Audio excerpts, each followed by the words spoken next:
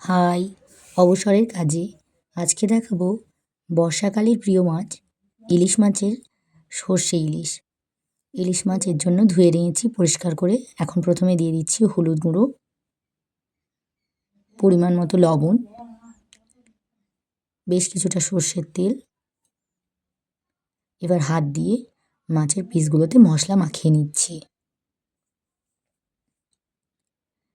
লবণের পরিমাণটা আমি একটু বেশি দিয়েছি, কারণ আগে থেকে মাছের মধ্যে লবণ হলুদ মাখিয়ে রাখার পর কিছুক্ষণ পর লবণের পরিমাণটা একটু হলেও কম লাগে। এবার হাত দিয়ে ভালো করে মেখে নিলাম।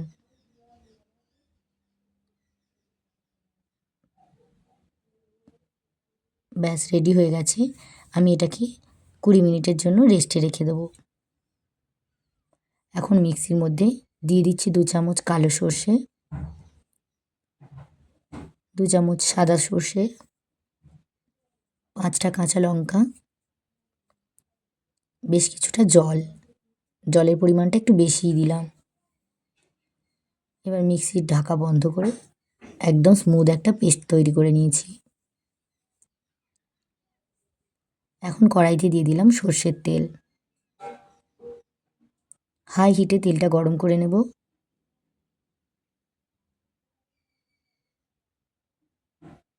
তেল গরম হয়ে গেছে। এখন দিয়ে দেবো মাছের পিস।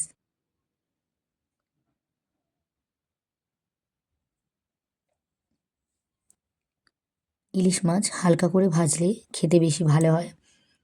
অনেক মুচমুচে করে ভাজলে টেস্টটা নষ্ট হয়ে যায়। তাই একদম হালকা হালকা করে 2 পিঠ উল্টে ভেজে নেব। 1 পিঠ হয়ে গেছে, উল্টে দিলাম।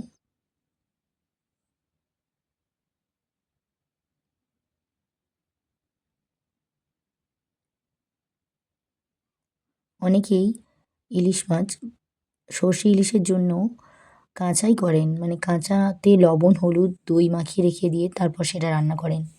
সেক্ষেত্রে কিন্তু ভাজা মাছের থেকে ওই মাছটার বেশি টেস্ট হয়।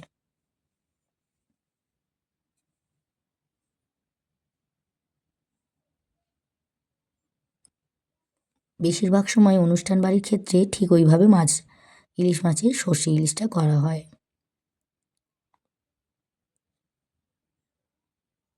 সব মাছগুলো আমি এরকম হালকা হালকা করে ভেজে নিলাম।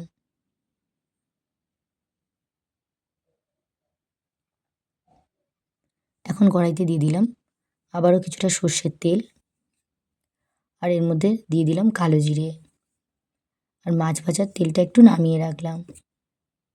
কালো জিরেটা ভেজে নিয়ে গ্যাসের ফ্লেমটা অফ করে দিলাম।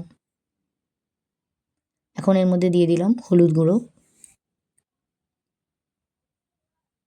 2 চামচ পরিমাণে টক দই। এবার খুব ভালো করে নেড়ে চেড়ে কষিয়ে নিচ্ছি। গ্যাসের ফ্লেমটা কিন্তু অফ করাই আছে। এখন এর মধ্যে দিয়ে দেব সর্ষে বাটা। এবার নেড়ে চেড়ে মশলাটাকে খুব ভালো করে কষিয়ে নিচ্ছি। এবার সর্ষে বাটার মধ্যে হলুদ আর কালো জিরের মিশ্রণটা খুব ভালোভাবে মিশে গেছে। এখন দিয়ে দিলাম পরিমাণ মতো জল।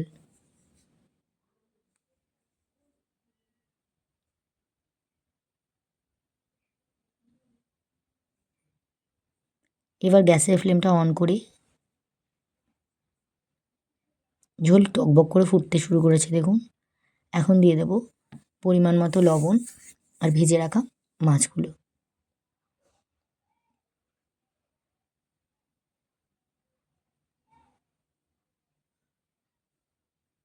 এখন এর মধ্যে দিয়ে দেব চেরা কাঁচা লঙ্কা,